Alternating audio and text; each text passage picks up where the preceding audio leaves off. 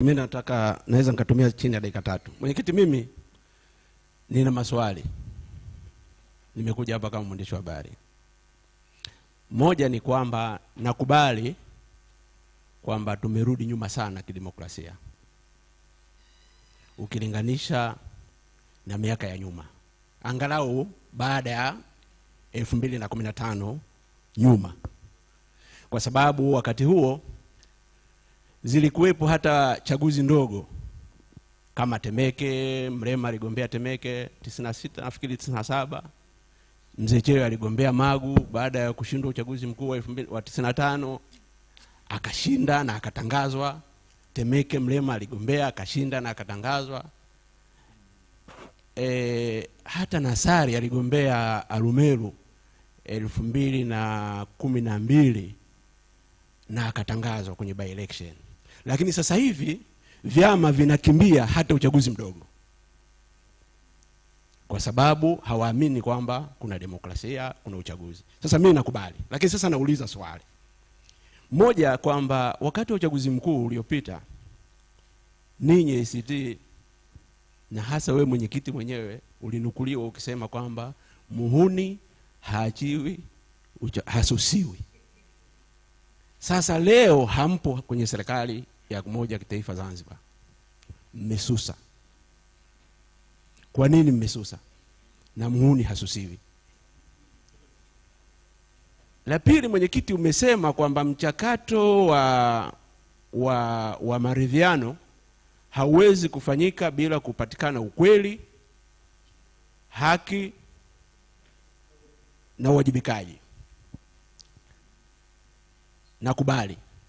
Lakini hapo ukasema kwamba mnahitaji yafanyike mabadiliko ya sheria ya mabadiliko ya katiba, upelekwe mswada bungeni wa sheria ya mabadiliko ya katiba, kuhuisha ile sheria ya mabadiliko ya katiba ili tuanze mchakato wa katiba mpya.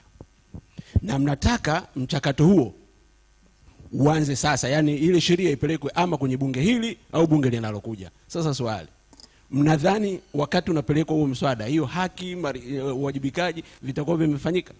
Sio kwamba mnaenda mbele na mnarudi nyuma. Huku mnataka uwajibikaji, huku mnataka sheria mabadiliko ya katiba ifanywe marekebisho. Na la mwisho dogo tu, kwamba tunakubali, wewe umesema tumekwama, Professor Shivdi amesema tumeteleza na tunakwenda kwa kasi, na wengine wamesema, na sisi tunaona kama waandishi wa habari kwamba nchi haiko vizuri.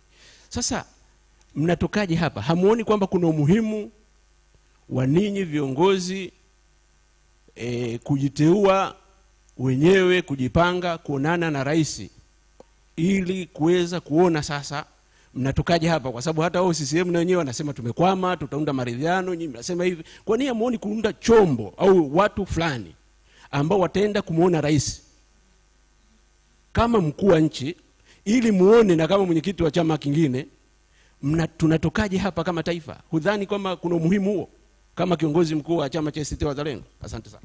Asante kwa Benea. Jamani, ambao wanataka kutoa maoni, mawazo, ushauri, kuna mikono mingapi pale? Huko kuna mkono mwingine tena? Moja. Mbona watu wanashusha na kunyosha? Sasa mimi nitajua. 1, 2, 3, 4, 5, 6, 7, 8, 9, 10, 11 kaiza pale. Tuna dakika 30, sio ya mjadala tu, ya mpaka kufunga. Lengo liko saa 7 kamili. Tuna watu 11. Maana yake mtu ongea dakika 2. Maana dakika 3 tutazidisha. Sasa majina yale nadhani watu meona walionyosha. Tutaanza na CPA Ruge, tutakuja kwa Kaiza pale ambaye amesha muda mrefu nimemzuia. Atakuja Profesa Waitama, atakuja Odero. Baada ya hapo naomba dakika 2 kwanza hao. Baada ya hapo atakuja katibu mkuu wa Chauma Salum Mwalimu. Najitahidi sana kutamka kama ni katibu mkuu Chauma. Alafu pale nitakwenda mwanasheria wa tume ya haki za binadamu yuko pale nyuma. Naam. Tuanze na CPA Ruge.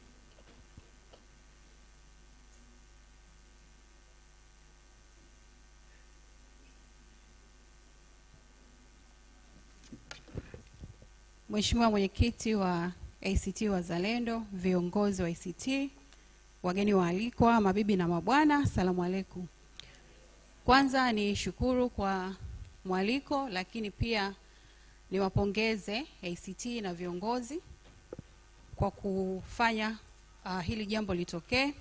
Naomba nikope maneno ya kaka yangu Zito Kabwe kwamba usipoongoza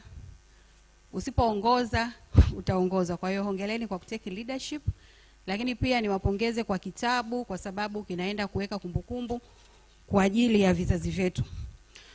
Lakini ninasimama kuzungumza hapa leo sio kama mwanasiasa, lakini sio kama mwanasiasa niliyegombea ubunge 2025, lakini ninazungumza kama mwanamke, kama mama niliyeshuhudia kwa ukaribu matukio ya Oktoba 29 yaliyozima sauti za wananchi, matumaini ya wananchi na vyombo vya dola. Lakini Mheshimiwa Mwenyekiti, hatuwezi kuwa na mjadala wa hatima ya nchi yetu bila kuzungumza nafasi ya mwanamke katika siasa, uongozi, maendeleo na demokrasia ya nchi yetu. Yaliyotokea Oktoba 29 na siku zilizoendelea yamerudisha jitihada za ushiriki wa wanawake katika siasa, katika uongozi, katika demokrasia, katika uchumi na maendeleo yetu.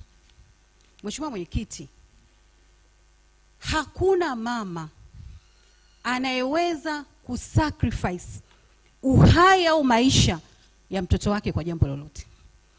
Kwa hiyo wanawake wengi waliokuwa na ndoto, ambao walitamani kushika nafasi na kuwa viongozi, wamerudi nyuma kwa sababu ya uoga na hofu ya yaliyotokea. Ukiangalia matukio ya Oktoba 29, unaona vijana wengi waliotoka kuandamana au kwenye hizo zinazoitwa fujo walikuwa ni vijana. Maana yake ni nini? Maana yake ni kwamba vijana wanataka sauti zao zisikike, ndio maana walijitokeza. Lakini wale wanawake wachache tuliowaona, na wao wanataka nafasi salama ya kufanya siasa.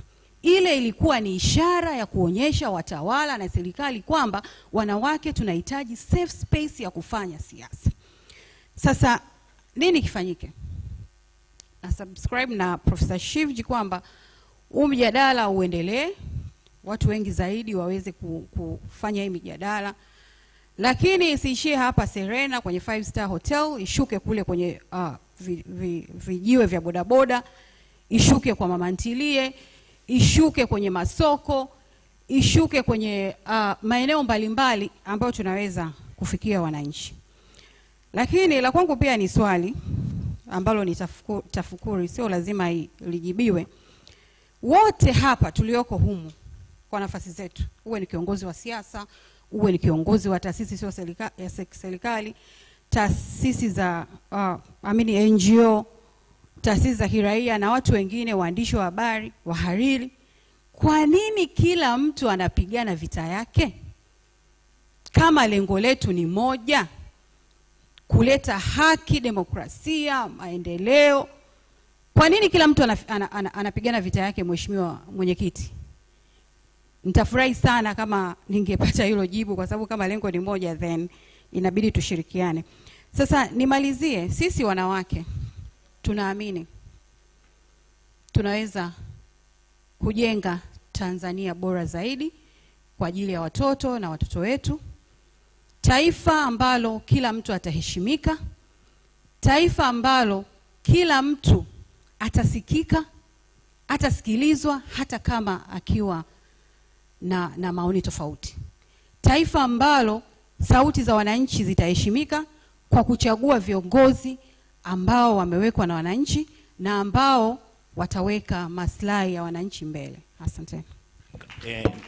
Kaiza, ila naona muda, of course Ruge alishajiandaa muda mrefu, alafu naona sasa imebidi summarize. Asante CPA Ruge, Catherine Ruge. Jambo moja tugumu niseme tu kwa neno moja. Siku hizi nikisikia mnasema wanawake nastuka sana.